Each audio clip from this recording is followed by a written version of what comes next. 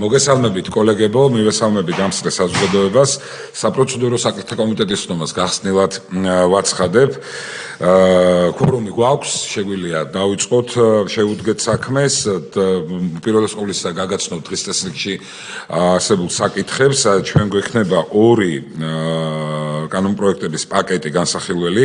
ერთი პირველი გახლავთ საქართველოს პარლამენტის წევრების არჩილ გორდულაძის, თორნიკე ჭეიშვილის, რატი იონათამაშვილის და კოლეგების მიერ საკანონმდებლო ინიციატივის წესი წარმოდგენილი საქართველოს ორგანული კანონების პროექტი, საარჩევნო კოდექსი, რეფერენდუმის შესახებ ორგანული კანონების შეტანის თაობაზე, ადგილობრივი თვითმმართველობის, მაღალმთიან რეგიონების და საქართველოს პარლამენტის რეგლამენტში ცვლილების შეტანის თაობაზე კანონპროექტები ერთ პაკეტად, რომელსაც მე მოგახსენებთ თქვენის ნებართვით და მეორე საკითხი გახლავთ არჩილ გორდულაძის, დავით მატიკაშვილის, რატი იონათამაშვილის და სხვა კოლეგების მიერ საკანონმდებლო ინიციატივის წესი წარმოდგენილი კანონების პროექტები პერსონალურ მონაცემთა დაცვის შესახებ, კორუფციის წინააღმდეგ ბრძოლის შესახებ, გრანტების შესახებ, უცხოეთის აგენტების რეგისტრაციის აქტის და სხვა თანდართული საკანონმდებლო აქტებში ცვლილებების შეტანის შესახებ კანონპროექტს, რომელსაც ჩვენ გაგვაცნობს ბატონი არჩილ გორდულაძე, რომელიც შემოგვიერთდება სულ მალე. თქვენის ნებართვით მე წარმოგიდგენთ პაკეტს კანონპროექტებისა. პირველ და მესამე მოსმენაზე თავმჯდომარის შეუცვლელად, ხოლო მეორე მოსმენაზე ჩემს პირველ მოადგილეს ვთხოვ, რა თქმა უნდა, გაუძღვეს ამ შემდგომ სხდომას. ამ შემთხვევაში თქვენის ნებართვით მე თვითონ წარმოგიდგენთ კანონპროექტს, რადგან წესების პრინციპების დონეზე და მას ასე ვთქვათ ტექნიკური მართვის ერთად პრობლემატიკა არ გააჩნია. პროცესის წარმართვის დროს გულისხმობ.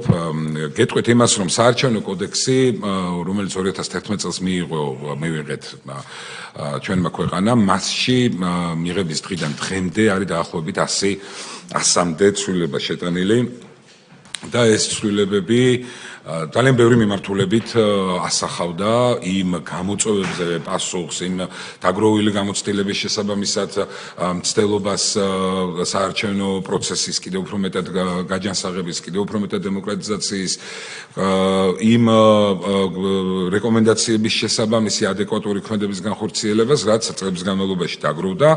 ამ საკითხებიდან ბევრი რამ დღეს საჭიროებს სისტემატიზაციას, ნორმათა ერთგვაროვანი ნორმების ერთ სისტემურ საკანონმდებლო ჩარჩოში მოქცევას. არის ცალკეული გარდამავალი დებულებები, რომლებსაც გააჩნდათ დროებითი მოქმედების კონკრეტული შინაარსი და ინიციატორების მიერ არის მიღებული გადაწყვეტილება, რომ ის როგორც მუდმივად მოქმედი წესი დადგინდეს, ასევე არის პრინციპული საკითხები, რომელიც ეხება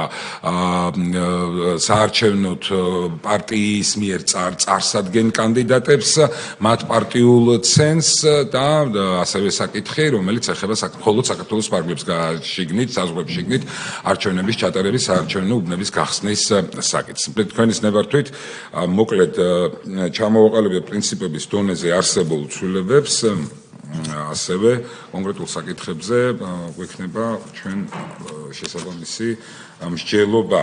დავიწყოთ იმით, რომ კანონის შესაბამისად ზუსტდება ზოგიერთი ტერმინის განმარტება, მათ შორის არჩევნების, რეფერენდუმის, პლებისციტის, საქართველოს სახელმწიფო საზღვრებში გამართვის კუთხით.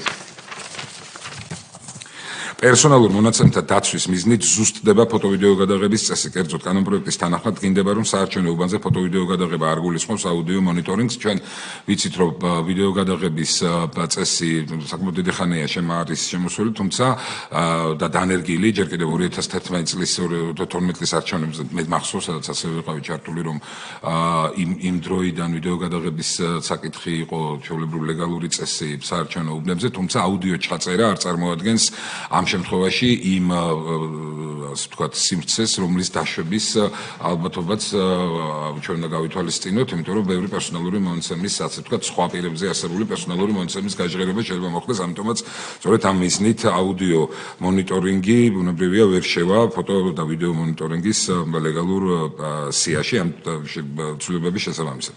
დგინდება, რომ სათანადო სამართლებრივი საფუძვლების არსებობისას განკარგულებას საჩივრების განუხილავად დატოვების შესახებ გამოსცემს შესაბამისი კომისიის თავმჯდომარე თავმჯდომარე კერძოდ საჩივრების განუხილვა და დატოვება დაკავშირებულია საარჩევნო კანონმდებლობის კაფეო დადგენილი მოთხოვნების შეუსრულებლობასთან.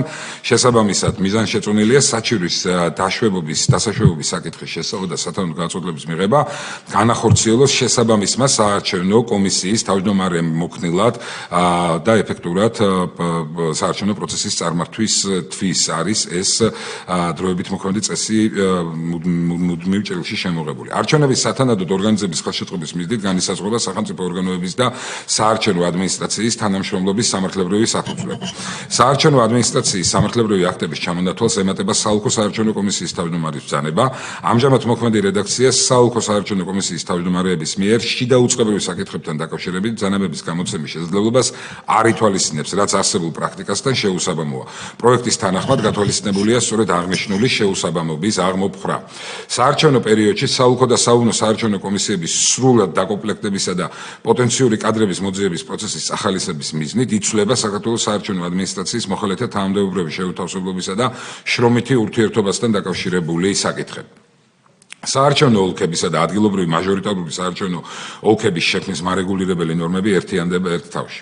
კენჭისყრისა და არჩევნების შედეგების შეჯამების მარეგულირებელი ნორმები ერთიანდება ერთ თავში. ამასთან ზუსტდება შემაჯამებელ ოლქში საარჩევნო სუბიექტის მიერ მიღებული ხმების პროცენტულ წილში მითითებული პროცედურა. კერძოდ გინდება, რომ მიღებული ხმების პროცენტული წილის საბოლოო შედეგების შეჯამების ოლქში აისახება დამრგვალების გარეშე მთელი რიცხვის მარჯვნივ არაუმეტეს 5 ციფრის მითითებით. დამრგვალების პრაქტიკა ხშირ შემთხვევაში არა ზუსტ მონაცემებს იძლეოდა, იმიტომ რომ ბუნებრივია ცხადია შესაძლებლობა იქნებოდა იმ პარტიისთვის და ჩაწერილი იყო მის შედეგებში უფრო მეტი რეალური ხმა ვიდრე მან აიღო, იმიტომ რომ დამრგვალება ამის შესაძლებლობას იძლეოდა და პირიქით შეიძლება ნაკლებად ჩაწერილი იყო, თუკი გააჩნია დამრგვალება, როცა ითკენ მოხდებოდა. აქედან გამომდინარე, იმისთვის რომ სიზუსტე, მაქსიმალური სიზუსტე იყოს დაცული, სწორედ იქნა მიღებული ამ ცვლილების შეტანის საკითხი საარჩევნო კოდექსში. იცვლება საარჩევნო კომისიის წევრად არჩევის დანაშაულის ნორმა, რომლის შედეგად ნასამართლებლობის მქონე პირი ვერ გახდება საარჩევნო კომისიის წევრი იმ შემთხვევაშიც, თუ მას სასჯელის სახით შეფერდებული აქვს ჯარიმა. მოქმედი რედაქციის თანახმად ნასამართლებელი პირი შესაძლოა აირჩეს დაინიშნოს კომისიის წევრად, თუ მას სასჯელის სახით შეფერდებული აქვს ჯარიმა. ამ შემთხვევაში საარჩევნო პროცესის რეპუტაციას აქვს ძალიან დიდი მნიშვნელობა და სახელმწიფო შეფერდებული პირის მონაწილეობის კუთხით საჭირო ცვლილებები შეგვაქვს საარჩევნო კოდექსში. საარჩევნო კოდექსის ძირითად ტექსტში განისაზღვრება არჩევნებში იმ ამორჩევლის მონაწილეობის წესი, რომელიც მოიხსნა საცხოვრებელი ადგილის მიხედვით რეგისტრაციიდან, ან რომლის რეგისტრაცია ძალა დაკარგულად გამოცხადდა სააგენტოს გადაწყვეტილებით, ან რომელიც რეგისტრირებულია მისამართის მითითების გარეშე. ამჟამად არჩევნებში იმ ამორჩევლის მონაწილეობის წესი, რომელიც მოიხსნა საცხოვრებელი ან რეგისტრაციის ადგილიდან, ან არის მისამართის გარეშე, მოქმედებს 2026 წლის 1 იანვრამდე. სწორედ ეს ის პუნქტია, რომელზედაც ასევე ვიგულისხმე, რომ შემდგომშიც უკვე არსებული წესის გავრცელება დადგინდება. იგივე ეხება შეშემოპირების საკითხს, რომელიც დღეს მოქმედი წესით ეთნიკმოსარგებლეები თვითონ ირჩევენ იმ მათთვის კომფორტულ და ადაპტირებულ უბანს და იგივე რომელიც ეს წესი 26 სიწლის 1 იანვრამდე მოქმედებდა და არსებული პროექტით მოხდება მისი სისტემატიზაცია და დანერგვა პრაქტიკაში. საარჩევნო სუბიექტის წარმომადგენლების, დამკვირვებლების და მედიის წარმომადგენლების რეგისტრაციისთვის დაწესებული მოთხოვნები ერთიანდება ერთ მუხლში. ამასთან დგინდება რეგისტრაციის ერთგვაროვანი ვადები. კერძოდ ადგილობრივი დამკვირვებლების, მედიის და საარჩევნო სუბიექტის წარმომადგენლების რეგისტრაციის მიზნით შესაბამის კომისიისათვის მიმართვა უნდა განხორციელდეს კენჭისყრის დღემდე არაუგვიანი 10 დღისა, რაც ხელს შეუწყობს რეგისტრაციის პროცედურების ერთგვაროვნად წარმართვას. კენჭისყრის პროცესის შეუფერხებლად წარმართვის მიზნით იცვლება კენჭისყრის დღეს შენობიდან გაძევების საკითხები. კერძოდ კენჭისყრის შენობიდან გაძევებულ პირს აეგზალება ყველა სხვა კენჭისყრის შენობაში შესვლა, რისთვისაც საარჩევნო ადმინისტრაცია განახორციელებს შესაბამისი პირების შესახებ მონაცემთა აღრიცხვას.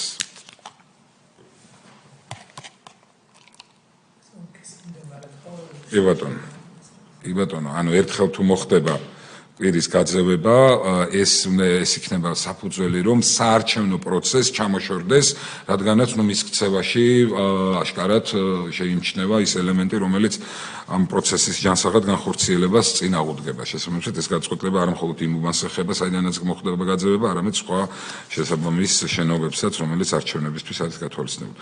კენჭისყრის პროცესში როგორც წარმოაჩენს მიზნით გინდება საუნო კომისიის სპეცჯგუფად ფორმირების საკითხი, კერძოდ თუ კი კომისიის წევრთა რაოდენობა იქნება 9-ზე ნაკლები საარჩევნო უბანში, ის გადაკეთდება სპეცჯგუფად და ფორუმი დადგინდება დამსწრეთა უმრავლესობით იმისთვის, რომ არ შეფერხდეს საარჩევნო პროცესი.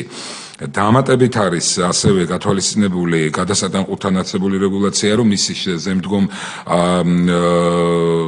კომისიაში, საარჩევნო კომისიაში გადაგზავნის, საოლქო საარჩევნო კომისიაში გადაგზავნის საფუძვლები იქნება შემთხვევები, როდესაც გადასატან საარჩევნო ყუთში მოთავსებულ საარჩევნო ბიულეტენების რაოდენობა არ ემთხვევა ყუთის საარჩევნო ყუთის საშუალებით კენჭისყრის მონაწილეთა ამორჩეულთა რაოდენობას, ეს ერთი გადასატანი საარჩევნო ყუთის საარჩევნობაში დაბრუნდება დაულუქავ მდგომარეობაში, ან თუ არის სხვა რაიმე ისეთი საფუძველი, რაც კენჭისყრის პროცედურას საჭიროებს საარჩევნო კანონმდებლობასთან შესაბამის საკითხის დამატებით შემოწმებას. მოკლედ რაიმე ფორმით ეჭვის საფუძველი თუ არსებობს, ხდება უკვე ამ ინფორმაციის და მთლიანად მასალის გადატანა, გადაგზავნა საოლქო კომისიაში. იცვლება გამონაკლისის შემთხვევაში შექმნილი საუბნო საარჩევნო კომისიის წევრების არჩევის დანიშვნის ვადები, მოქმედი რედაქციის თანახმად გამონაკლისის შემთხვევაში შესაქმნელ უბნებზე დანიშვნა უნდა განხორციელდეს არაუგვიანეს 9 დღისა კენჭისყრის დღემდე, ხოლო ახალი რეგულაციით კენჭისყრის დღემდე არაუგვიანეს 10 დღისა და ეს უფრო მოქნილს და სრულყოფილს გახდის შემთხვევაში დანიშვნის პროცედურას.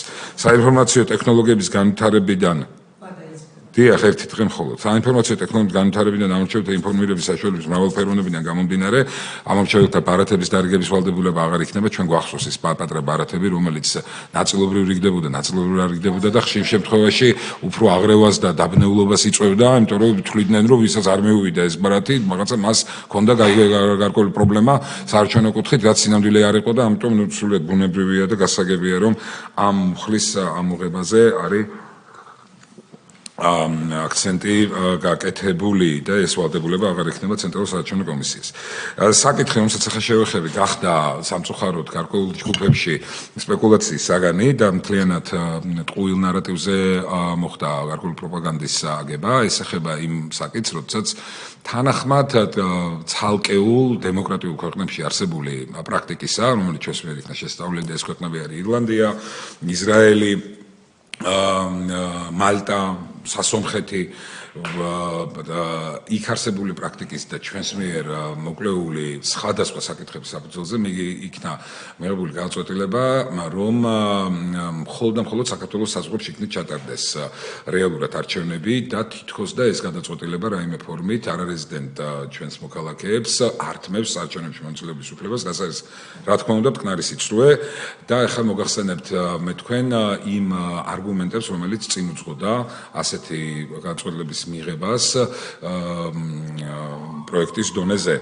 დავიწყოთ იმით, რომ ჩვენი ქვეყნის საპარლამენტო რესპუბლიკად ჩამოყალიბების პროცესის დასრულების შემდგომ საპარლამენტო არჩევნები გახდა ყველაზე მნიშვნელოვანი და პოლიტიკური მნიშვნელობით დატვირთული მოვლენა, პოლიტიკური მოვლენა, საერთო მოვლენა ჩვენს ქვეყანაში. სწორედ ამ არჩევნების ჭრილში პრაქტიკულად კომპლექტდება მთლიანად მთელი სახელისუფლებო რგოლი, როგორც ნდობა ეცხადება მთავრობას, აირჩევა ქვეყნის პრეზიდენტი და შესაბამისად ამ მოვლენაში მონაწილეობის მიღება ბუნებრივია მისი მნიშვნელობით კიდევ უფრო მეტად არის გაზრდილი ქვეყნის საპარლამენტო რესპუბლიკად ფორმაციის დასრულების შემდგომ.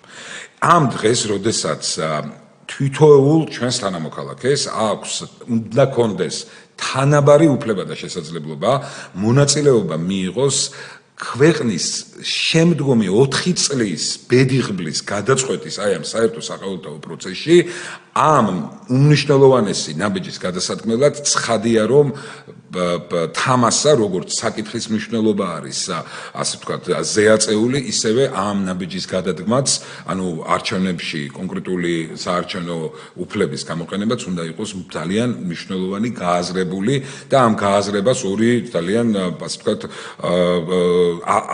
საარჩევნო გზით არჩევნებისა და ქვეყნის სუვერენიტეტის ჭრილში არსებული საკითხის კუთხით აქვს ძალიან დიდი მნიშვნელობა. პირველი ეს გახლავთ გააზრებული გათვითცნობიერებული არჩევანი, რომელიც უცლებად არის გასაკეთებელი და რაშიც უნდა ვიყოთ აბსოლუტურად თანაბარნი ყველა საქართველოს მოქალაქე, მიუხედავად იმისა, ისინი ცხოვრობენ საქართველოში, თუ წარმოადგენენ არარეზიდენტ პირებს, რომლებიც ქვეყნის ფარგლებს გარეთ არიან დღეს.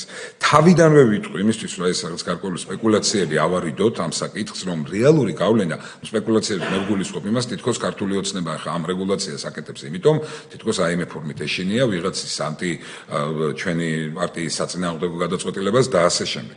რეალობა მინდა კიდევ ერთხელ საზოგადოება თვალებში ჩავახედო, რომ ამ პროცესის რეალური გავლენა არჩევნების შედეგებზე არის მინიმალური, პრაქტიკულად არ არის. აი წინა საარჩევნო ციკლიდან გამომდინარე, მოგეხსენება თვითმმართველობის არჩევნები არ საჭიროებდა მოქმედი კანონმდებლობით უცხოეთში საარჩევნო უბნების გახსნას იყო ვალდებულება და ჯერჯერობით არის ვალდებულება მხოლოდ საპარლამენტო არჩევნების 95,000-ზე მეტმა არარეზიდენტმა პირმა მოახდინა საკუთარი თავის რეგისტრაცია როგორც ამომრჩევლისა საარჩევნო უბნებზე და ისარგებლა მხოლოდ 35,000-ზე მეტმა, ანუ პრაქტიკულად დაახლოებით 1/3-მა, რაც არის მთლიან საარჩევნო შედეგზე პროცენტული ასახვით 1/9%. ანუ ეს არ არის ის მასშტაბი, რა მასშტაბზეც შეიძლება ეს სუბიექტური და რაღაცა ქვედინებების თეორიები, შეთქმულების თეორიები შეიქმნას. ბუნებრივია, რომ ეს ასე არ არის. ბუნებრივია, რომ არა ამ განწყობით, მაგრამ შემდეგი მნიშვნელოვან არგუმენტებზე დაყრდნობით იქნა ეს გადაწყვეტილება მიღებული, რომ უნდა არსებობდეს გათვითცნობიერებული არჩევანი. მასმედიის პოლარიზების, დღევანდელი პოლარიზების და ასევე იმ გარემოების გამო, რომ ნებისმიერ სხვა ქვეყანაში ადამიანი ნებსით უნებლიეთ ექვემდებარება და ემორჩილება იქ არსებული მმართველობის სისტემის კონიუნქტურას და ბუნებრივია, რომ მასზე ყველაფერი ახდენს ცხადია გავლენას. ამ გავლენის განეიტრალებისთვის ობიექტური ბუნებრივია თვალსაზრისით არის კრიტიკულად მნიშვნელოვანი, რომ ინფორმაციის მიღების წყაროები გათვითცნობიერებული არჩევანისთვის იყოს მრავალი, რაც პრაქტიკულად არის ძალიან გართულებული და ხანდახან შეუძლებელი უცხოეთში ცხოვრების პირობებში, როდესაც თქვა პოლიტიკური გემოვნებიდან გამომდინარე, მხოლოდ ერთ წყაროს ინფორმაციისას ისმენ, იქ პრაქტიკულად ალტერნატიული აზრი და ალტერნატიული ხმა არ ისმის და ერთადერთი გარემო, სადაც შესაძლებელია პოლიტიკური მდგენელი სწორედ და კარგად გააზრება, არის შენი საკუთარი სამშობლო, სადაც მე ადრეც ვთქვი და ახლაც ვიტყვი, რომ ხანდახან არჩევნების წინ ჰაერიც კი არის ჰაერშიც კი არის გამჯდარი პოლიტიკური მდგენელის მნიშვნელობა და ალტერნატიული აზრის მოსმენა და გაცნობა არსებული სიტუაციისა არ არის რთული. ამიტომაც მიუხედავად იმისა, რომ ჩვენთვის არის სრულიად გასაგები, რომ ეს თუნდაც 4 წელიწადში ერთხელ საკუთარ სამშობლოში ჩამოსვლა და წასვლა ხშირ შემთხვევაში შეიძლება არ იყოს მარტივი, იყოს დაკავშირებული გარკვეულ მომზადებასთან, გარკვეულ ხარჯებთან, ბუნებრივია ეს ყველაფერი არის გასაგები, მაგრამ საკითხის გადაწყვეტის მნიშვნელობიდან გამომდინარე, ქვეყნის სუვერენიტეტის და საარჩევნო გზით ხალხის მიერ ხელისუფლების განხორციელების პრინციპებიდან გამომდინარე, მიგვაჩნია, რომ ეს არის ძალიან მნიშვნელოვანი გადაწყვეტილება, რომელიც ჩვენი ქვეყნის როგორც დღევანდელ, ასევე ხვალინდელ დღეს განსაზღვრავს, განაპირობებს, რამე თუ კიდევ ერთხელ ვიმეორებ. საპარლამენტო არჩევნებში პრაქტიკულად წყდება ამ არჩევნებით წყდება ქვეყნის მომავალი 4 წლის არსებობის მართვის ფუნქციონირების წინ წასვლის ბედიღბალი, სადაც გათვითცნობიერებული და არსებითად აზრიანი გადაწყვეტილების მიღება არის უკიდურესად მნიშვნელოვანი. ამ საკითხებს ამყარებს გარდა არსებული საერთაშორისო პრაქტიკისა ამყარებს ის მსჯელობები, რომელიც ერთი მხრივ ჰქონდა საქართველოს საკონსტიტუციო სასამართლოს დაკავშირებით 24 კონსტიტუციის 24 მოხლისა, სადაც არის საუბარი თავისუფლად ნების გამოხატვაზე, გამოვლენაზე. ამ მსჯელობას ამყარებს საფუძვლიანად სტრასბურგის ადამიანის უფლებათა ევროპული სასამართლოს გადაწყვეტილება ბერძნულ მხარესთან მიმართებით, სადაც ასევე საუბარია არჩევანის გაკეთების გათვითცნობიერებულობაზე და იმაზე, რომ ვერც ერთი, ხო, აი ეს არის ძალიან მნიშვნელოვანი მომენტი, ვერც ერთი საერთაშორისო ხელშეკრულება თუ უცხო ქვეყნის ხელისუფლება ვერ უზრუნველყოფს იმ წესით და წესრიგით საარჩევნო პროცესის განხორციელებას, რაც გაქვს დადგენილი შენს ქვეყანაში. არ არსებობს ისეთი საერთაშორისო შეთანხმება და პაქტი და ვერც ერთ სხვა სახელმწიფოს ვერ მოთხოვ შენ იმ წესის და წესრიგის შესრულებას თანაბრობის გათვალისწინებით, CESCO-ს მიერ დადგენილი შეზღუდვების გათვალისწინებით, იგივე თქვა საარჩევნო უბნებთან დაკავშირებით იქ მეტრაჟია კონკრეტული დადგენილი, რომლის შიგნითაც არ შეიძლება პროპაგანდირება. აი ამ საკითხის გადაწყვეტა მოქალაქეთა თანაბრობის პრინციპის გათვალისწინებით არის პრაქტიკულად შეუძლებელი, ამიტომაც ყველა გარემოების გამოისობით, ყველა გარემოების გათვალისწინებით, მათ შორის იმისაც, რომ წლების განმავლობაში რუსეთთან არსებული დიპლომატიური ურთიერთობის არსებობის გამო იქ ცხოვრები უამრავი 100,000-ობით ქართველი ადგილზე ვერ იღებდა ამ ძალიან მნიშვნელოვან პროცესში გადაწყვეტილების მიღება და მათაც უწევდათ საკუთარ სამშობლოში ჩამოსვლა და აქ უშუალოდ გადაწყვეტილების მიღება, საკონსტიტუციო უფლების განხორციელება. იმ ასე ვთქვათ პოსტულატზე დაყრდნობითაც, რომ მეცნიერული კუთხითაც, აი როცა ჩვენ ვეცნობებით მაგალითად გერმანულ მაგალითს, გერმანელ მეცნიერებს პირდაპირ უწერიათ, როდესაც ბუნდესკანონების მიღების ჭრილში არის საკონსტიტუციო სასამართლოში ერთ-ერთი საკითხი განხილული, რომ მაგალითად მხოლოდ კომუნიკაციის არსებობა საკუთარი სამშობლოში მიმდინარე მოვლენებთან დაკავშირებით ვერ შეუქმნის უცხოეთში მცხოვრებ გერმანელს იმის სრულ სურათს და წარმოდგენას თუ საარჩევნო უფლების განხორციელების დროს რა კონკრეტულ წყაროს და ინფორმაციას უნდა დაეყოს. ამისთვის გერმანულ კანონმდებლობაში კონკრეტული ვადაც კი არის განსაზღვრული წლებიდან წლამდე, რაც თითოეული გერმანელი ვალდებულია საკუთარ სამშობლოში გაატაროს იმისთვის, რომ მას მიეცეს ლეგალური უფლება შემდგომ უკვე არჩევნებში მონაწილეობის მიღების. ანუ საკუთარ სამშობლოსთან ურთიერთობის მდგენელი პოლიტიკური გათვითცნობიერებულობის თვალსაზრისით არის ძალიან მნიშვნელოვანი. ყველა შესაბამისი ამ საკითხიდან გამომდინარე, ჩვენ სწორედ ამ სახით გადავწყვიტეთ ცვლილების შეტანა და ვთქვით, რომ საკუთარ სამშობლოში გათვითცნობიერებული არჩევანის გაკეთება ეს არის ის უმნიშვნელოვანესი პოლიტიკური ნაბიჯი, რომელიც აი იმ ერთ დღეს მით უმეტეს ჩვენი ძვირფასი ემიგრანტებისთვის, ხო?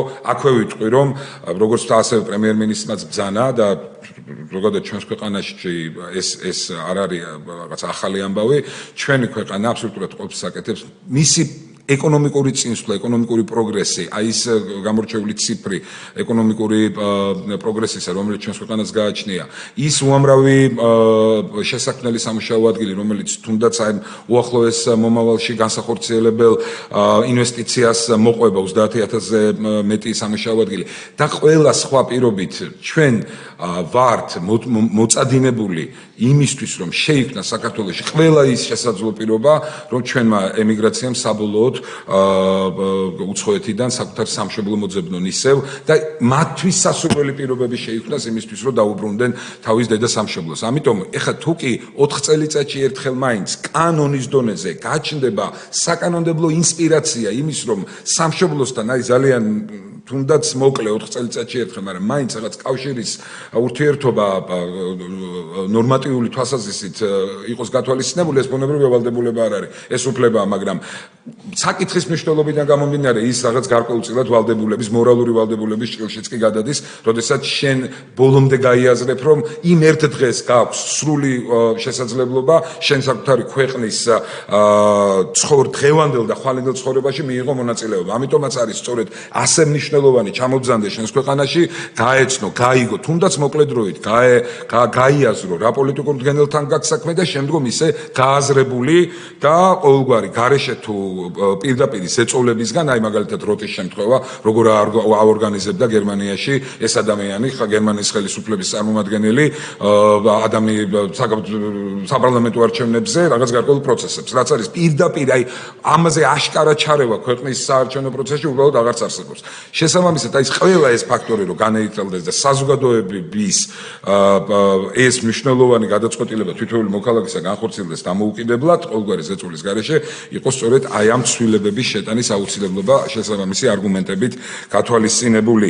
მე რამოდენიმე საკითხზეც დესაუბრებით და შემდგომ უკვე ვიქნები მზად კითხვების შემთხვევაში გაცეთ პასუხი.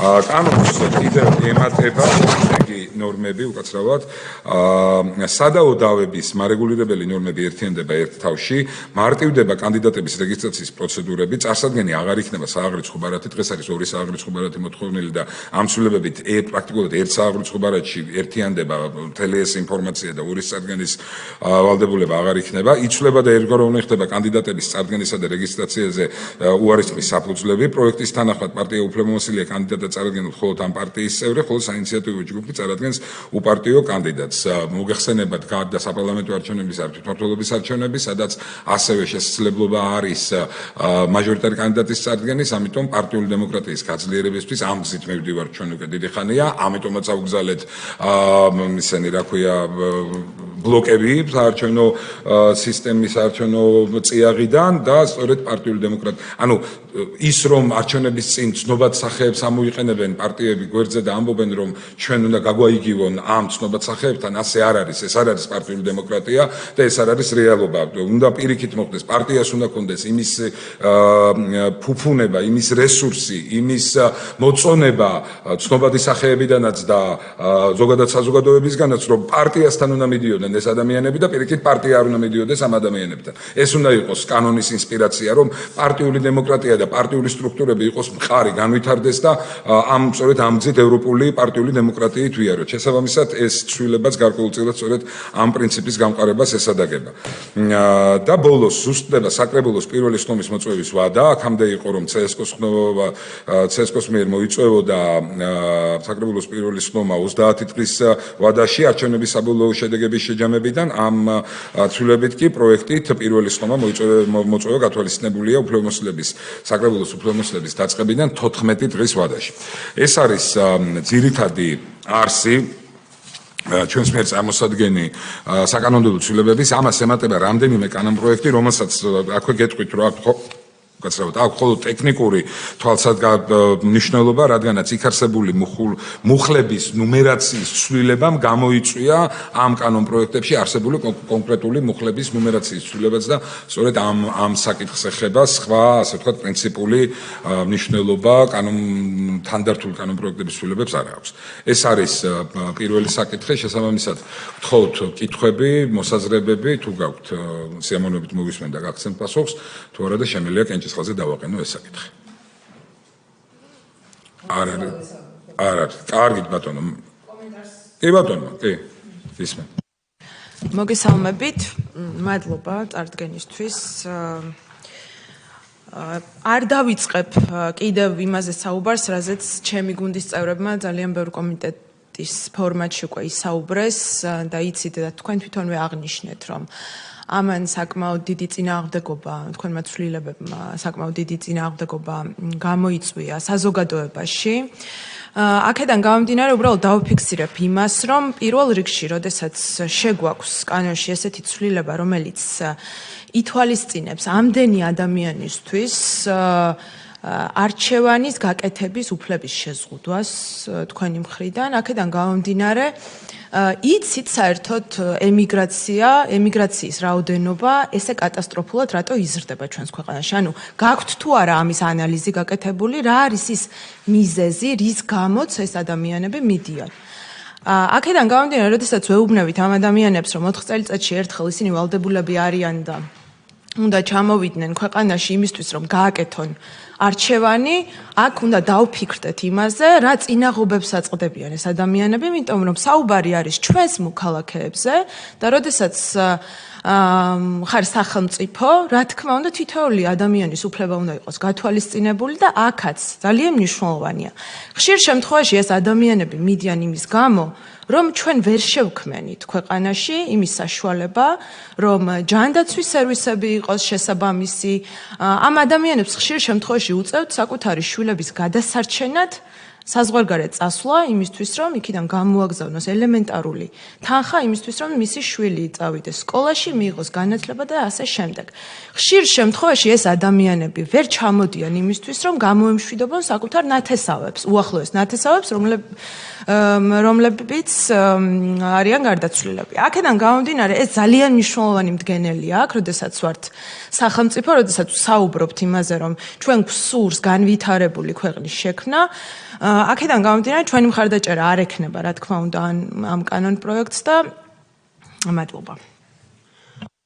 ხობი მოსაზრებები სხვა თუ არ არის, გავცემ მაშინ პასუხს და გავაგზავნოთ სხდომა.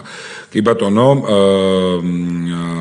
ნახეთ, ძალიან ბევრი უზუსტობა იყო, რა თქმა უნდა, პატივისცემის მიუხედავად, თქვენ და თქვენს ნათქვამში და დავიწყოთ პირველით, რომ აქ რაღაცა წინააღმდეგობა კი არ გამოიწვია ამ კანონ პროექტის გაჟღერებამ და საზოგადოებისთვის გაცნობამ. ცრუ ნარატივები გამოიწვია კონკრეტულ ჯგუფებში, კონკრეტულ ადამიანებში და კონკრეტულ იმ ეგრეთ წოდებულ რაღაცა პოლიტიკურ შეხედულებებში, ვისი მიზანიც მაგალი ალბათობით სწორედ საზოგადოების მოტყუებაა და არა სიმართლის გააზრება და სიმართლის, ასე ვთქვათ, ღიად დაფიქსირება. სიმართლე არის შემდეგ, არავის არაფერი არ ერთმება და არავის არაფერი არ ეზღუდება. შეზღუდვა ნიშნავს კონკრეტულ საკანონმდებლო დანაწესს, როდესაც არჩევნების უფლების განხორციელება ვერ ხერხდება, არა იმის გამო, რომ მანძილი გაქვს დასაფარი საკუთარ სამშობლოსთან, არამედ და ვთქვათ, ჩასვლა აქ ჭირდება და იქ ხმის მიცემა, არამედ იმიტომ, რომ შენი კონკრეტული მდგომარეობიდან გამომდინარე, შენ გეკრძალება არჩევნებში მონაწილეობის მიღება. ან შეზღუდული გაქვს სხვადასხვა ცენზით. ესეთი რაღაცა არ არსებობს, ამიტომ რა თქმა უნდა ეს არის სიცრუეზე აგებული ნარატივი. ეხლა მეორე საკითხი, იმას რა ხდება ემიგრაციაში, რატო ხდება საქართველოსთან ემიგრაციის რაღაც კონკრეტული მასშტაბი და როგორ არის ეს საკითხი ჩვენი თვალთახედვით. იქ სადაც არის ევროკავშირი, აქვე მინდა გითხრათ. თქვენ რომ ნახოთ მაგალითად ბალტიისპირეთის ქვეყნებიდან როგორ ხდება ემიგრაცია ევროკავშირის ქვეყნებში და როგორ არის ევროკავშირში მიღების შემდგომ დაცლილი აღმოსავლეთ ევროპული ქვეყნები მოსახლეობისგან, ალბათ შეიძლება ეს კითხვა აღარ დაგესვათ. ჩვენს შემთხვევაში ქართული ოცნების ხელისუფლება არის ის ხელისუფლება, რომლის დროსაც ეს ბალანსი მინიმუმ შენარჩუნებულია. იმდენი პროექტი, რაც ჩვენს ემიგრაციაში ყოფ მოქალაქეებს ქართული სახელმწიფოსგან და მთავრობისგან გააჩნია, რაც არის დღეს არ ყოფილა არასდროს და ისეთი ეკონომიკური წინსვლა, როგორც ქვეყანას დღეს გააჩნია მომავალში, სამუშაო და დღევანდელობაში, სამუშაო ადგილების შექმნით, აქ ცხოვრების დონის აწევით. ერთადერთი კრიტერიუმი ხო ეს არის, რატომ მიდის, რატო ტოვებს მოქალაქე ქვეყანას, იმიტომ რომ მას სხვაგან არსებული ცხოვრების დონე უფრო აკმაყოფილებს, მისი ელემენტარული საქმიანობიდან გამომდინარე იქ უფრო მეტს იღებს და ამით არჩენს ოჯახს. როდესაც ამ გზით, რა გზითაც დღეს მიდის ჩვენი ქვეყანა, იმ მშვიდობის უზრუნველყოფით, რომელიც არის უპირველესი გარანტია სტაბილური ეკონომიკური განვითარებისა ჩვენი ქვეყნის. აი ამ მართლა უპრეცედენტო ციფრი ეკონომიკური წინსვლის და განვითარების, რომელზეც უბრალოდ ქავტონტატა თვალებს ვერავინ ვერ ხუჭავს თვითონ ის სტრუქტურაც კი, რომელიც დღეს საკმაოდ უმიზეზოდ თითიდან გამოწვეული მიზეზებით და მრავალწახნაგოვანი სტანდარტით ჩვენ გვაკრიტიკებს და გვეუბნება, რომ კი, თქვენ გაქვთ 7.3 ეკონომიკური წინსვლის პროცენტი იმ ორ ქვეყანასთან ერთად, რომელიც არის კანდიდატი ევროკავშირის გზაზე და თითქოს მათი განცხადებით ისინი ჩვენ გვისწრებენ რაიმე ფორმით კავშირთან დაახლოებას, მაგრამ ეს ცალკე საკითხია და თავი დავანებოთ. ანუ საუბრობთ იმაზე, რომ ემიგრაციასთან მიმართებით ჩვენთვის თითოეული ჩვენი მოქალაქის ბედიღბალი არის უმნიშვნელოვანესი. ეს არის უძვირფასესი თითოეული ის ემიგრანტი, რომელიც საქართველოს ფარგლებს გარეთ ცხოვრობს. შესაბამისად, მათ მიერაც არჩევანის გაკეთების შესაძლებლობა როგორი გარკვეულ სირთულეებთან და მომზადებასთანაც არ უნდა იყოს დაკავშირებული, შეგახსენებთ, რომ 4 წელიწადში ერთხელ ხდება ეს ყველაფერი, ხო? ეს არ არის ყოველწლიური, ეს არ არის თვეში ერთხელ და ეს არის 4 წელიწადში ერთხელ შესაძლებლობა იმის, რომ მოემზადო, მესმის რთულია, მაგრამ მოემზადო, ჩამოხვიდე შენ საკუთარ ქვეყანაში, გაიაზრო არჩევანის გაკეთების მნიშვნელობა და ისე გააკეთო იმ დღეს, იმ ერთადერთ დღეს არჩევანი, როდესაც შენ პირდაპირ იღებს საერთო საყოველთაო არჩევნებით საკუთარი ქვეყნის ხვალინდელ დღეში მონაწილეობას. აი ეს არის ძალიან მნიშვნელოვანი, ამიტომ ახლა ეს რაღაცა მანიპულაციები და ასე ვთქვათ ემოციური ბოდიშის მოხდით, მაგრამ ემოციურ ჭრილში გადატანა ამ ყველაფრის და ნეგატიური თვალსაზრისით მიწოდება ნამდვილად არ წარმოადგენს მართებულ შეფასებას, მით უმეტეს თუ კი თქვენ ჯანდაცვა ახსენეთ, ჯანდაცვის საკითხებზე გვაქვს საუბარი, მაშინ როდესაც მართლაც ძალიან ობიექტურად რომ ვიმჯელოთ, გადავხედოთ ევროპულ დღევანდელ პრაქტიკას და ჩვენზე ბევრად უფრო მდიდარი ქვეყნებიც კი თავის თავს ვერ აძლევენ იმის უფლებას, რომ ისეთი საყოველთაო სადაზღვევო სისტემა შეთავაზონ თავის მოქალაქეებს, რასაც საქართველოს აძლევს თავის თავს ამის უფლებას, მიუხედავად იმისა, რომ ბუნებრივია ის იმდიდრე საქართველოს ჯერჯერობით მოსაპოვებელი აქვს, რაც ამ ქვეყნებს უკვე მოპოვებული აქვს. და ამ ყველაფერში მართლაც იმ სხვადასხვა საკითხებთან დაკავშირებით ამ საკითხის სამოწევა ნამდვილად მე მგონია, რომ არ არის რელევანტური. ყველა შესაბამისად ამ ყველაფრიდან გამომდინარე არგუმენტები, როგორც საკონსტიტუციო ჭრილში, როგორც სტრასბურგის გადაწყვეტილების ამ ანალიზში, ასევე მეცნიერული თვალსაზრისით ერთ და იგივეზე მეტყველებს, რომ ამ ცვლილების განხორციელების როგორც პოლიტიკური, ასევე არსებითი საჭიროება და რეალობა არსებობს. თუ სხვა კითხვები არ აგვაქვს, მაშინ კი, შეგვიძლია უბრალოდ რაღაც ესე უსაშუალოდ ვერ გავაგზავნოთ. არა, უბრალოდ ორ საკითხს ვიტყვი და რომ არ ვთქვა, ეს არ შეიძლება. პირველ რიგში მე მივესალმები, თუ თქვენთვის ესეთი მნიშვნელოვანია ჩვენი ემიგრაცია, თუმცა სამწუხაროდ ეს უნდა დასტურდებოდეს ჩვენს მიერ გადადგმული ნაბიჯებით, აქედან გამომდინარე. უფრო უპრიანი იქნება, თუ მეც ვიფიქრებთ კონკრეტულად აი ესეთი საკანონმდებლო ინიციატივების წარდგენისას. პირველი, კი, ქვეყანას აქვს ეკონომიკური ზრდა, თუმცა ჩვენ ხედავთ, რომ ეს არ ისახება ჩვენს მოსახლეობაზე, ჩვენს მოქალაქეებზე, იმიტომ რომ უკიდურეს სიდუხჭირეში არიან დღემდე. მეორე საკითხი, ვერ დაგეთანხმებით იმაში, რომ ადამიანები იქ მიდიან, უმეტესობა ადამიანების იქ მიდიან იმისთვის, რომ უკეთესი ცხოვრება ჰქონდეთ, იმიტომ რომ ხშირ შემთხვევაში ადამიანები მიდიან იქ იმისთვის, რომ ჩაბარდნენ, მიიღონ ჯანდაცვის სერვისი, თუნდაც საკუთარი შვილებისთვის და თავისთვის.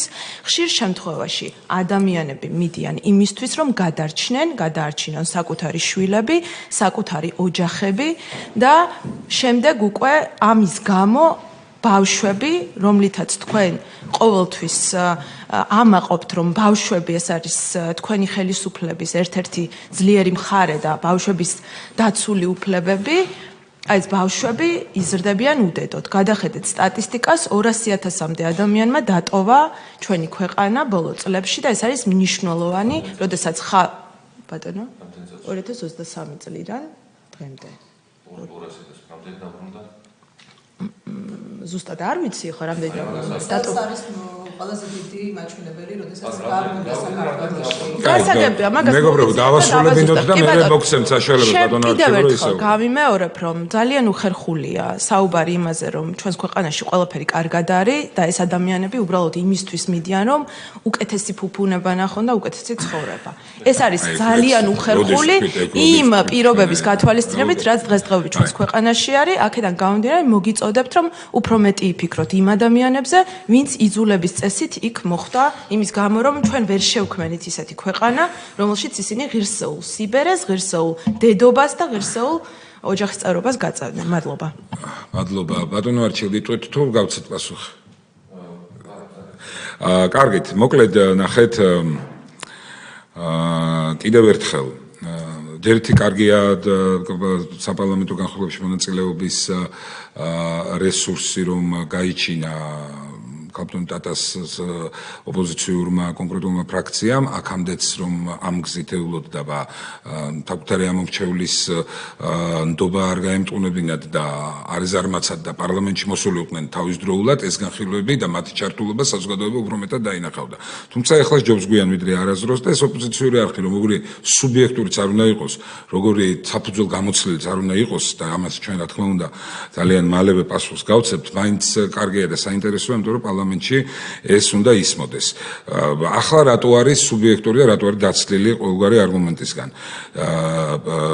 უცხოეთში რატო მიდიანო? ნუ ისეთი ადამიანებიც მიდიან კაპიტან ტატა, რომლის მიმართაც აქ ამ ქვეყანაში კონკრეტული სისხლისამართლის საქმეები არის აღძრული და ისინი ამ უცხო ქვეყანაში საკუთარ სამშობლოს მართლმსაჯულებას ემალებიან. ესეთი ადამიანებიც არიან სამწუხაროდ, თუმცა ეს მართლმსაჯულება არის სრულიად ღია და საჯარო და ყველა შეუძლია ჩამოვიდეს და წარსდგეს და პასუხი გასცეს სასამართლოს წინაშე. ისეთი ადამიანებიც გადიან ქვეყნიდან, ესეც რომ იცოდეთ, ასევე მე ის არ მithქვამს, ეხლა ხო აქვს ხედავთ ყველა ერთი სიტყვა მაინც დამცდენია, რომ საქართველოსდან იმიტომ მიდიან, რომ უცხო ქვეყანაში ფუფუნებას ეძებენ მეთქი, სწორედ იმიტომ ხდება მეთქი მიგრაცია, მაგით დავიწყე, რომ ცხოვრების დონიდან გამომდინარე, იქ სადაც უკეთესია ცხოვრების დონე, ელემენტარული პირობები, იქ ცდილობს ადამიანი წავიდეს და დაცლილია აგერ ევროკავშირის, აღმოსავლეთ ევროპის და ბალტიისპირეთის ქვეყნები მოსახლეობისგან, იმიტომ რომ მათი მიგრაცია ხდება საფრანგეთში, გერმანიაში,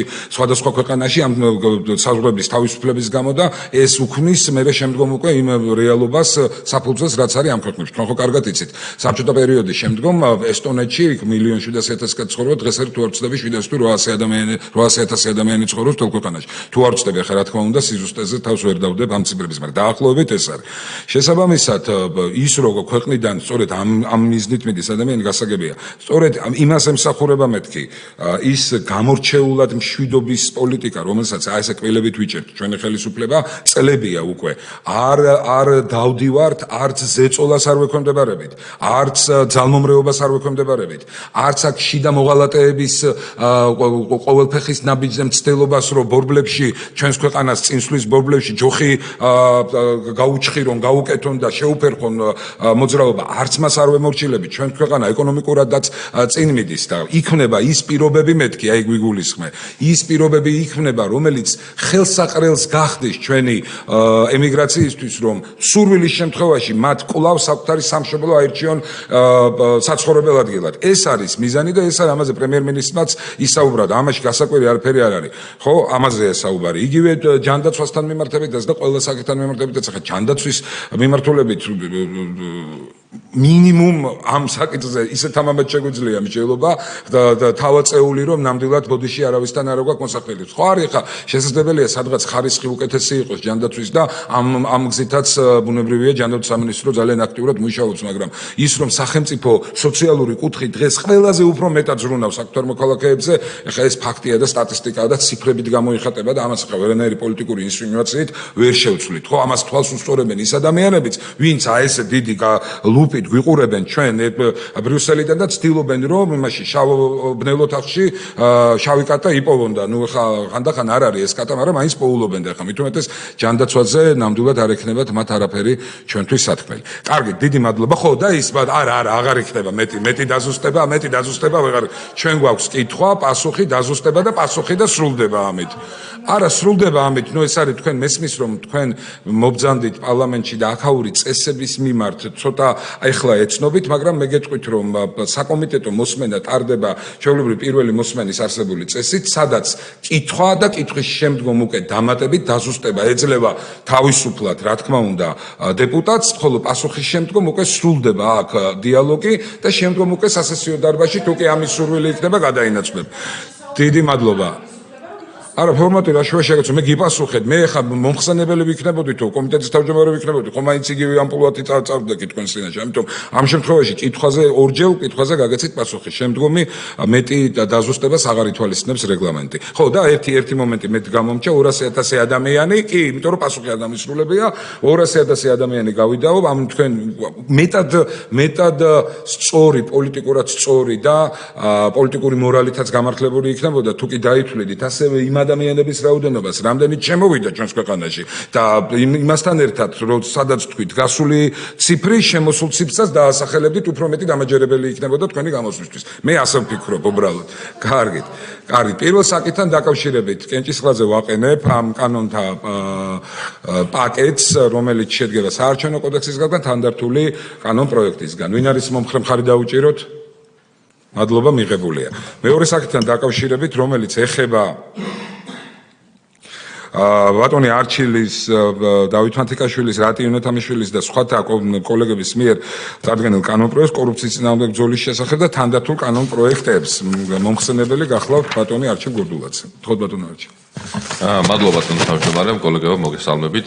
პირველი მოსმენით განსახილველად წარმოგიდგენთ პერსონალ მონაცემთა დაცვის შესახებ საქართველოს კანონში სულების შეტანის თაობაზე, კორუფციის წინააღმდეგ ბრძოლის შესახებ საქართველოს კანონში სულების შეტანის თაობაზე და სხვა კანონპროექტთა კანონპროექტების შემდგარ პაკეტს, რომლის ძირითადი საკითხიც არის აუდიტის სამსახურში უფლებამოსილებების გადატანა. ბატონ თავმჯდომარე, თქვენის ნებართვით მთლიანად პაკეტთან დაკავშირებით ვისაუბრებ, გამომდინარე იქიდან, რომ გამო შეცვლება, მაგრამ ძირითადად ერთსა და იმავე საკითხზე და ერთ და იგივე სულისკვეთებით არის წარმოდგენილი ცვლილებები. რომ დავიწყოთ იმით, თუ რა მოწყობა გვაქვს და რა არის სამართლებრივი ლოგიკა, არა მხოლოდ ჩვენი კონსტიტუციით გათვალისწინებული, არამედ ზოგადად სახელმწიფოს მოწყობის საფუძვლები. საქართველოს კონსტიტუციითაც განსაზღვრულია, რომ არსებობს აღმასრულებელი ხელისუფლება, სასამართლო ხელისუფლება და საპარლამენტო ხელისუფლება. ამავდროულად არსებობს კონსტიტუციით გათვალისწინებული ის ორგანოები, რომელთა დამოუკიდებლობის გარანტიაც განსაზღვრულია კონსტიტუციითვე და ამავდროულად რიგი ორგანოები, რომელიც კონსტიტუციაში დასახელებულია, მაგალითად ცენტრალური საარჩევნო კომისია, რასაც დაკავშირებითაც ბატონი დავითი საუბრობდა. ხოლო ნებისმიერი სხვა ახალი ორგანოს დაწესებულების შექმნა შესაბამისად ამ კონსტიტუციური ორგანოების კუთქვეშ უნდა იყოს უზრუნველყოფილი. ეს არის კონსტიტუციური ლოგიკაც. და სხვა რაიმე უფლებამოსილება, რაიმე სხვა საკითხის დარეგულირება ხდება, ხოლო ამ კონსტიტუციური ორგანოების უფლებამოსილებებში გაწერით უნდა მოხდეს. ჩვენ გვაქვს ასეთი მოცემულობა, რომ პერსონალ მონაცემთა დაცვის შესახებ საქართველოს კანონი, კორუფციის წინააღმდეგ ბრძოლის შესახებ კანონი, გრანტების და ასე შემდეგ უფლებამოსილებებს განსაზღვრავს და აწესებს ამავდროულად ორ დაწესებულებას, რომელსაც არ აქვს კონსტიტუციური საფუძველი. ეს არის პერსონალ მონაცემთა დაცვის სამსახური და ანტიკორუფციული ბიურო. მათი უფლებამოსილებები კანონით არის გათვალისწინებული, მაგრამ ისევ და ისევ ჩვენ როდესაც გვქონდა საუბარი და საზოგადოებისაც ცნობილი არაერთხელ გამგვიმართავს, რომ მათ შორის უცხოელების დაჟინებული რჩევებით ბჭყალებში, რა თქმა უნდა, მათ შორის იმისათვისაც, რომ კონსტიტუციური ორგანოების უფლებამოსილებები დასუსტებულიყო, როგორიც არის მაგალითად კორუფციის წინააღმდეგ ბრძოლის თვალსაზრისით სხვადასხვა ორგანოს უფლებამოსილება, პროკურატურის, ანტიკორუფციული პროკურატურის, შინაგან საქმეთა სამინისტროს, საქართველოს მთავრობის, სახელმწიფო უსაფრთხოების სამსახურის და რომელსაც აქვს საგამოძიებო ფუნქციები, მათ შორის დაჟინებული მოთხოვნა იყო, რომ საგამოძიებო ფუნქციების უნდა მინიჭებულიყო ერთ კონკრეტულ დაწესებულებას, ეს იყო ანტიკორუფციული ბიურო, რაც მთლიანად ლოგიკას მოკლებულია და დაუშვებულია, რომ დამოუკიდებელი საგამოძიებო უფლებამოსილებები ჰქონდეს რომელიმე კონსტიტუციით არაგათვალისწინებულ ორგანოს ან შესაბამისად ხელისუფლების რომელიმე შტოს. ზუსტად ამ პრინციპიდან გამომდინარე ჩვენ წინა სესიაზე სპეციალურ საგამოძიებო სამსახურის უფლებამოსილებები გადავიტანეთ პროკურატურაში, როგორც დამოუკიდებელ ორგანოში. აღნიშნული ცვლილებების მიხედვით ზუსტად იგივე ხდება. და პერსონალ მონაცემთა დაცვასთან დაკავშირებით ჩვენ ნაკისრი ვალდებულებებიც გვაქვს, ამავდროულად ჩვენი ქვეყნის ინტერესებიდან, ხალხის ინტერესებიდან გამომდინარე განსაკუთრებულ ყურადღებას ვაქცევთ პერსონალ მონაცემების დაცვას და არსებული მაგალითად ნაკისრი ვალდებულების მიხედვით განსაზღვრულია, რომ უნდა არსებობდეს დამოუკიდებელი ორგანო, რომლის უფლებამოსილებებიც იქნება კანონით განსაზღვრული და დამოუკიდებლობის ხარისხიც უნდა იყოს უმაღლეს დონეზე განსაზღვრული, რომელიც პასუხისმგებელია პერსონალ მონაცემების დაცვაზე. შესაძლებელია მისი ხელმძღვანელი აირჩიოს ან პრეზიდენტმა, ან მთავრობამ, ან პარლამენტმა, არავის არ უნდა ჰქონდეს მითითებების და დავალებების მიცემის უფლება და ზედამხედველობაც უნდა გახორციელდეს ხოლმე კონსტიტუციურ ფარგლებში. ამას ვაკეთებთ ზუსტად. აუდიტის სამსახური არის კონსტიტუციით გათვალისწინებული ორგანო, რომლის მთავარი გარანტორი არის კონსტიტუცია და არავით არის სხვა იმაზე უფრო მეტად დამოუკიდებელი ორგანო ბუნებაში ვერ იარსებებს, რომლის გარანტიას თვით საქართველოს უზენაესი კანონია. შესაბამისად, ამასთანავე გენერალური აუდიტორის თანამდებობიდან გადაყენება საერთოდ იმპიჩმენტის წესი და პროცედურა სჭირდება. შესაბამისად, გარანტიის უმაღლესი ხარისხია. კანონით განსაზღვრულია, რომ აუდიტის სამსახურის ასიგნებების შემცირება კანონით დაუშვებელია, მხოლოდ და მხოლოდ გაზრდა არის ახალი ბიუჯეტის კანონის შესაძლებელი. ყველა ამ პრინციპის გათვალისწინებით როგორც პერსონალ მონაცემების დაცვის საკითხი, დამარეგულირებელი საკითხები, ასევე ანტიკორუფციული ბიუროს დღეს კანონით მიკუთვნებული უფლებამოსილები გადაინაცვლებს სახელმწიფო აუდიტის სამსახურის გამგებლობაში და შესაბამისად იგი იქნება პასუხისმგებელი ყველა კანონით გათვალისწინებული უფლებამოსილების კანონის ჩარჩოებში განხორციელებაზე. ამასთან დაკავშირებით, რა თქმა უნდა, საქართველოს პარლამენტშიც მოხდება ანგარიშის წარმოდგენა, როგორც ეს კონსტიტუციითვე გარანტირებული და სავალდებულოა. და ერთი საკითხი მაგალითად კორუფციის წინააღმდეგ ბრძოლის საკითხს რა თქმა უნდა ისევ და ისევ განსაზღვრავს საქართველოს მთავრობა, ხოლო ძირითად მიმართულებებს საქართველოს პარლამენტი, ხოლო უშუალო სტრატეგია საქართველოს მთავრობა, როგორც ეს ისედაც გათვალისწინებული იყო, ხოლო აღსრულებას კონკრეტული კუთხით უზრუნველყოფს აუდიტის სამსახური, რაც შეეხება მაგალითად რამდენიმე მოსაზრებებიც იყო ჩვენ გუნდშიც განვიხილეთ რამდენჯერმე საკითხი მაგალითად ანგარიშების წარმოდგენის ფორმასთან დაკავშირებით, რა ფორმით უნდა იყოს ესენი წარმოდგენილი და რა ვადაში, შეგვიძლია ამაზე დამატებით ვიმსჯელოთ მეორე მოსმენის ფარგლებში, იმისათვის რომ საჯაროობა და ანგარიშვალდებულება საქართველოს პარლამენტის წინაშე კიდევ უფრო მეტად იყოს გარანტირებული. დიახ, აქ საუბარი რომ ანგარიში აუცილებლად უნდა იყოს წარმოდგენილი, მაგრამ მის კომპონენტები რაც უნდა შეიცავდეს, ეს კანონით ეხლაც წარმოდგენილია, მაგრამ თუ დასახვეწია, შეგვიძლია რომ კიდევ ვიმსჯელოთ. თუ იქნება კითხვები, რა თქმა უნდა, მზად ვარ რომ გავცეთ თითოეულ მათგანს პასუხი. მადლობა ბატონო არჩილ, მე ორ სიტყვას გეტყვით ჩემს მოსაზრებას, მაშინ როდესაც არსებობს კონსტიტუციური ორგანოები, როდესაც ამ კონსტიტუციური ორგანოებს პირდაპირ აქვს შესაბამისი ვალდებულებები დაკისრებული და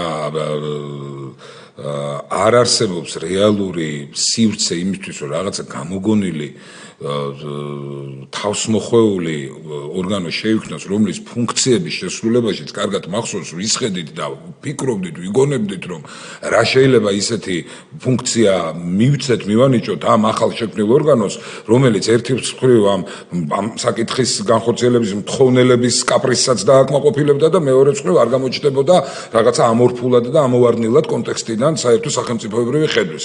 ჩემი კოლეგები ვიყავით და აი ფიქრობდით, ბოლოს მე გადავწყვიტეთ, რომ დეკლარაციების საკითხი და ასე შემდეგ, იმიტომ რომ ბუნებრივია მაშინ, როდესაც ხარ ორგანო, რომელიც რეალურად აღსრულებას ვერ უზრუნველყოფ იმ საკანონმდებლო სივრცეს და გააქვს მხოლოდ ფუნქცია რაღაც თეორიული საკითხების კრებსითობის მოძიების, რომელიც გაბნეულია სხვადასხვა უწყებრივ ქვემდებარეობაში და კონსტიტუციურ ორგანოებში, ბუნებრივია ცხადია, რომ ახლა ეს ორგანო აი მართლაც ამ თავსმოხვეული და რაღაცა ძალდატანებითი სრულების გარდა მის მიღმა აბსოლუტურად სხვა ფუნქციას არ ატარებდა და შესაბამისად იყო კონსტიტუციასთან ცოტა საბამოც. ამიტომაც ახლა ამ საკითხის კონსტიტუციურ ფარგლებში დაბრუნება ბუნებრივია, რომ ჩემი აზრით მხოლოდ მისასალმებელია და მხარდასაჭერია. კითხვები, მოსაზრებები ამ საკითხზე? არა გვაქვს, კი ბატონო. არ გვაქვს კითხვები, არაფერი. კარგით, მადლობა ბატონო არჩილ. ბატონო ძანეთ. მე მაინტერესებს თუ დავაკვირდებით პერსონალური მონაცემების მიმართულებით ჩვენს ქვეყანაში არსებულ მდგომარეობას, ხო, წლების განმავლობაში ეს იყო მოთხოვნა და მოთხოვნით შექმნილი უწყება იყო ჩვენ 2014 წლიდან თუ არ ვცდები შეიქმნა ეს სამსახური თავდაპირველად იმ სახით რა სახითაც იყო, შემდეგ უკვე მან რეფორმირება განიცადა აქ იყო საგამოძიებო მიმართულებაც შექმნილი 2019 წლიდან თუ არ ვცდები. და შემდეგ რეფორმის სახით შეფუთეთ თქვენ და თქვით, რომ ამ სამსახურის გასაძლიერებლად რეფორმა ტარდება და გააუქმეთ ის სამსახური, არჩევითი თანამდებობა, 6 წლის ვადით არჩეული სახელმწიფო ინსპექტორი მაშინ გაუქმდა და შეიქმნა ორი ცალცალკე უწყება, რომელიც თავისი საკითხებით იყო დაკავებული. შემდეგ უკვე იმის შემდეგ 2 წელი გავიდა არა უბრალოდ 4 წელი გავიდა, იმუშავა ამ ორმა უწყებამ და ჩვენ ვერ ვნახეთ ეს უწყებები გაძლიერებული. ჯერ საგამოძიებო უწყება გააუქმეთ და შემდეგ ახლა უკვე გვეუბნებით, რომ კიდევ უფრო უნდა გააძლიეროთ ეს მიმართულება და უკვე აუქმებთ ამ უწყებას. როდის იყო ის გაძლიერების მომენტი ამ მიმართულებით, თუ შეგიძლიათ დამისახელოთ? ხო, ეს არის ჩემი შეკითხვა. მადლობა კითხვისთვის. უბრალოდ კითხვის ავტორს დაავიწყდა, რომ არსებობს საკონსტიტუციო სასამართლო და საკონსტიტუციო სასამართლოს გადაწყვეტილება. რომელმაც პირდაპირ კანონთან შესაბამისად კონსტიტუციასთან შესაბამისად მიიჩნია მაშინდელი სამსახურის, რომელსაც ხელმძღვანელობდა გახარიას გუნდის წევრი ქალბატონი ლონდა თოლორაია და აღნიშნულ გადაწყვეტილებას პირდაპირ მითითებულია, რომ ამ სამსახურების გაყოფა კონსტიტუციასთან შესაბამისობაში იყო. ერთადერთი დარღვევა რაც იყო ხელფასი რატომ არ მიეცით კომპენსაცია რატომ არ მიეცით ხელფასის სახით ქალბატონ ლონდასო ეს იყო ნათქვამი საკონსტიტუციო სასამართლოში. ამიტომ საზოგადოებასაც სწორად უთხრათ აღნიშნული საკითხები ხოლმე ქალბატონ დატა. მეტიც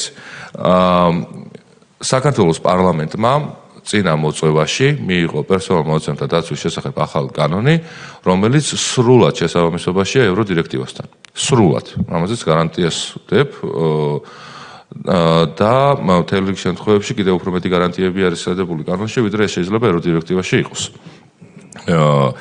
რაც შეეხება სპეციალურ საგამოძიებო სამსახურის ფუნქციებს, მარტივი კითხვა რო დავსვათ, უნდა არსებობდეს თუ არა ისეთი ორგანო, რომელიც აღჭურვილი იქნება საგამოძიებო უფლებამოსილებებით, რომელიც არ არის არც კონსტიტუციით გათვალისწინებული, მაგალითად როგორც არის საქართველოს პროკურატურა, ან არ არის აღმასრულებელ ხელისუფლებაში. აი ამ მარტივ კითხვას გავცეთ პასუხი. თუ ამ კითხვაზე პასუხი თქვენი არის რომ დიახ, მაშინ უბრალოდ ლაპარაკს აზრი არ აქვს და საუბარს აზრი არ აქვს, იმიტომ რომ პირდაპირ ასთემლები ვიქნებით სამართლებრივ პრინციპთანაც, ხელისუფლების დანაწილების უმთავრეს პრინციპთან, კონსტიტუციურ ჩარჩოსთანაც. მაგრამ თუ ჩვენ თავხდებით ამაზე რომ დიახ, უბრალოდ რომ არ შეიძლება რომ საგამოძიებო უფლებამოსილებები ჩემს მიერ ჩამოთვლილ ორგანოების გარდა სხვას ჰქონდეს, მაშინ დიახ საგამოძიებო სამსახურის გაუქმება და მისი უფლებამოსილებების სრულად საქართველოს პროკურატურის შესახებ ორგანულ კანონში გადატანა სწორია. ამავდროულად იგივე პრინციპზე თუ თავხდებით, მაშინ პერსონალ მონაცემების დაცვის სამსახურის გაუქმება, მაგრამ ამავდროულად მისი სრული უფლებამოსილებების გადატანა აუდიტის სამსახურში, ესეც სწორი გამოდის. იგივე არის ზუსტად დეკლარაციების მონიტორინგთან, ან გრანტების შესახებ კანონით გათვალისწინებული უფლებამოსილების განხორციელებასთან, ან ფარას კანონით გათვალისწინებული უფლებამოსილების განხორციელება, რომ მოახდინოს კონსტიტუციურმა ორგანომ, დამოუკიდებელმა ორგანომ, ესეც სწორი გამოდის. ამიტომ მარტივად თქვა, როდის გააძლიერეთ და გავაძლიერეთ 2012 წლიდან. მას შემდეგ, რაც კანონში არაერთი ცვლილება შევიდანთ, მათ შორის კონსტიტუციაში ცვლილებების განხორციელდა, რომელიც კიდევ უფრო მეტად უზრუნველყოფს პერსონალ მონაცემების დაცვას და გარანტიას. სისხლის სამართლის კოდექსში სამის ცვლილებები არის განხორციელებული პროცესშია უზრუნველყოფილი, ხოლო სამწუხაროდ ისევ და ისევ როგორ და რანაირად ეგ თქვენ ძალიან კარგად იცით, თუ არ იცით, მათონ გახარიას კითხეთ. მაშინ როგორ შეიქმნა ის უწყება, რომელსაც ხელმძღვანელობდა ქალბატონი ლონდა თოლორაია და გამოძიების უფლებამოსილების მქონე ორგანო იყო პასუხისმგებელი პერსონალ მონაცემების დაცვაზე. აი ესეთი ორგანო გქონდა ჩვენ, რომელიც დიახაც აბსოლუტურად სწორი იყო, რომ ეს ორი ფუნქცია ერთმანეთისგან უნდა ყოფილიყო გამიჯნული და გაიმიჯნა კიდეც, რასთან დაკავშირებით კიდევ ერთხელ საკონსტიტუციო სასამართლომაც იმსჯელა და მართებულად მიიჩნია, ხოლო იმისათვის რომ და მაშინ არ ქონდა ის შესაძლებლობები, დიახ, სულ რამდენიმე წლის წინ, 4 წლის წინ საქართველოში აბსოლუტურად განსხვავებული მოცემულობა იდგა პოლიტიკური თვალსაზრისით, ვიდრე ეხლა დგას და არც ამდენი ინფორმაცია არ ქონდა საზოგადოებაში, შესაბამისად გარკვეული გადაწყვეტილებების მიღება, მათ შორის თავისმოხეული გადაწყვეტილებებზე უარის თქმა, ეხლა გაცილებით უკეთ შეგვიძლია და გაცილებით უფრო მყარად გავართ ორ ფეხზე, ვიდრე ეს შეგვეძლო სულ რამდენიმე წლის წინაც, იმიტომ რომ ყველაფერს რომ თავი დავანებოთ, ყველაფერზე ხელმომწერი აგენტები იყვნენ სხვადასხვა პოზიციებზე, რომლებიც გათავისუფლდა სრულად როგორც ხელისუფლების ვერტიკალი, ასევე შესაბამისად სახელისუფლებო გუნდიც. ამიტომ დიახ, ახლა ჩვენ შეგვიძლია რომ დავუბრუნდეთ კონსტიტუციურ ჩარჩოებში, სამწუხაროდ მაშინ 2021 წელს საერთოდ მოგვიწია რომ ისე გავსულიყავთ კონსტიტუციური ჩარჩოებიდან, გარედან თავისმოყრობით და პირდაპირ დავალებით, როგორც იყო მაგალითად ჩარმიშელის ხელშეკრულების შეთანხმების ხელმოწერა. პირდაპირ კონსტიტუციაზე უარის თქმა გარკვეულ ნაწილშიც კი მოგვიხდა. იმიტომ რომ დიახ, ასეთი იყო პოლიტიკური მოცემულობა ჩვენს ქვეყანაში, 1 წლის განმავლობაში გარე აგენტურამ მხოლოდ ქართული პასპორტის მქონე ადამიანებმა რომ აჯანჯღარეს ეს ქვეყანა და რა ვიცი, სად გადაგჭეხავდნენ ეს ადამიანები ხელისუფლებაში რომ ყოფილიყვნენ, ძალიან კარგად ხედავთ რა მოხდა 2022 წელს და შემდეგ აღარ გავაგრძელებ, უბრალოდ აღარ მინდა მეტი საკითხების განხილვა, რომ პირდაპირ ვცდებით წარმოქმნილ საკითხს. მადლობა ბატონო არჩილ. კი, შეგიძლია ხო, პირველ რიგში, როდესაც ვსაუბრობთ სასამართლოზე, ეს რომელ სასამართლოზე ვსაუბრობთ, რომელმაც აი 3 დღის წინ ბატონი ადეიშვილი გაამართლა? არა. ბატონო არჩი დაასრულეთ. არ დავასრულე. ამაშინ დაასრულეთ კითხვა. ქალბატონ ლონდასთან დაკავშირებით სამართლიანობის პრინციპი მოითხოვს იმას, რომ თქვა, რომ ქალბატონი ლონდა არასოდეს არ ყოფილა ჩვენი პოლიტიკური გუნდის წევრი და მე არ ვიცი, ალბათ ჯობია გადაამოწმოთ ეს საკითხი. რაც შეეხება სასამართლოზე საუბარი, ჩემი აზრით, ღიმილის მომგვრელია, იმიტომ რომ უამრავ ყოველდღიურ პროცესს ვხედავთ, რომლითაც თქვენი ხელისუფლება სასამართლოს დარბაზებში ძალადობს პირდაპირ მნიშვნელობით ჩვენს მოსახლეობაზე და ამ ყველაფერს ჩვენ ვხედავთ და ამის მომსწრენი ვართ და აქედან გამომდინარე ეს ჩემი აზრით ძალიან უხერხულია რომ ამაზე ვსაუბრობთ. მადლობა. აუცილებლად. ქალბატონო დატა, თქვენთვის ალბათ სიახლე არ უნდა იყოს, მაგრამ თუ სიახლეა, გეტყვით, რომ არსებობს ორი ტიპის სასამართლო. არსებობს საერთო სასამართლოები, საქალაქო სასამართლო, სააპელაციო სასამართლო და უზენაესი სასამართლო და ამავდროულად არსებობს საკონსტიტუციო სასამართლო. და უკაცრავად და საკონსტიტუციო სასამართლოს ადეიშვილის საკითხთან დაკავშირებით არ მსჯელია. ეს ერთი ტყუილი რას თქვით. მეორე ტყუილი რას თქვით, რომ სასამართლოში ხელისუფლება ძალადობს ვინმეზე, რბილად რო ვთქვათ, კარგი, სიცრუე და ტყუილი დავარქვათ, მეტი არაფერს არ ვიტყვი, უბრალოდ. მესამე ტყუილი რას თქვენ თქვით, ეს რომ ლონდან თურმე თურმე გახარიას გუნდის წევრი არ ყოფილაო, გადახედეთ მის კარიერას და სად მუშაობდა ეს ადამიანი და ვინ იყო მისი ხელმძღვანელი ხოლმე. ამიტომ ერთ წინადადებაში 3 ტყუილის თქმა ძალიან უხერხულია უბრალოდ, მეტი არაფერი. კარგით გასაგებია, ნუ შევყვებით. არის კითხვის უფლება და არის დაზუსტების უფლება. ქალბატონ ტატა, უკვე დააზუსტეთ თქვენ. არა, მეც გამონაკლისს ვერ დავუშვებ. წესი არის წესი და ამ წესს ძალიან გთხოვთ, რომ დავემორჩილოთ და მივყვეთ ყველა იმისთვის, რომ ჰარმონიული თანამშრომლობა იყოს ჩვენს კომიტეტში. წეს არა, სხვა რამეს გეუნებით მე თქვენ მე ვითხოვ ამ კომიტეტში, ისევ როგორც სხვა ნებისმიერ ადგილას, სადაც არის პარლამენტი და სადაც მოქმედებს რეგლამენტი, ამ რეგლამენტის წესის დაცვას.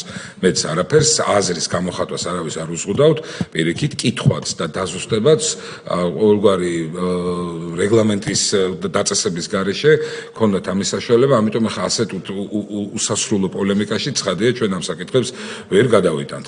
ამიტომ ახლა მე კენჭისყრაზე ვაყენებ, თუ სხვა კითხვები მოსაზრებები არ არის, კენჭისყრაზე ვაყენებ ამ საკითხს, რაც ეხება ბატონი არჩილის მიერ წარმოდგენილ კორუფციის წინააღმდეგ ბრძოლის შესახებ კანონს, პერსონალური მონაცემების შესახებ კანონში და სხვა საკანონმდებლო აქტებში, ცვლილებების ცვლილებების შეტანის შესახებ, მოდი უკაცრავად კითხვა ტყის წესით ვაყენებ საკითხს და ხომ შეგეშალეთ ხელი, კი ბატონო. ამ ცვლილებების მოკლედ რაც ბატონმა არჩილმა წარმოადგენდა, მას დაუჭიროთ ხარი, ვინ არის მომხრე? მადლობა. წინააღმდეგი ვინ არის? წინააღმდეგიც ყავს. უკვე კარგით. დიდი მადლობა ერთ დასასრულისთვის ვიტყვი ერთ საკითხს. მადლობა გადაგიხდით ყველას დღევანდელი კომიტეტისთვის, აქტიური მსჯელობისთვის და დავამატებ, რომ როდესაც რაღაცა ინდიკატორებზე არის, რა თქმა უნდა, ყურადღება გამახვილებული, მე მაინც ჩემს მხრიდან ესეთ რჩევას მოგცემდით გულითაც, რომ კარგი იქნება თუ კი რაღაცას ვაფასებთ, ის აუცილებლად რაღაცას უნდა შევადაროთ. იმიტომ რომ ესე ერთი აღებული, ზოგადად აღებული საკითხის შეფასება შედარების გარეშე ძალიან გაგვიჭირდება. და როდესაც სასამართლოს ვაფასებთ და ვადრით, ჩვენ უნდა აუცილებლად ვნახოთ თუ წინა ხელისუფლების პირობებში ბუნებრივია როგორ დღეში იყო და დღეს რა დღეშია. ამისთვის არის ძალიან მარტივი საკითხი სტრასბურგის ადამიანის უფლებათა ევროპული სასამართლოს საჩივრების დათვლა. საჩივრების, რომელიც ჩვენი ქვეყნიდან მომდინარეობს, რომელაც რა თქმა უნდა იმ სასამართლოებმა პროცესებმა გაიარა ავტოქთონური სასამართლოს ცენზი და გადაინაცვლა სტრასბურგში. ამიტომ როცა იმასაც დავითვლით, როცა ვნახავთ ავტორიტეტული ორგანიზაციების ევროპული წიაღიდან წამოსულ შეფასებებს, მივხვდებით, რომ რეალური მოცემულობა სასამართლოსი, რა თქმა უნდა, არის აბსოლუტურად სხვა ვიდრე ის, რასაც ცალკეული პირები ცდილობენ, რომ საზოგადოებას თვალებში ნაცარი შეაბაროთ. დიდი მადლობა, სხდომა დახურული.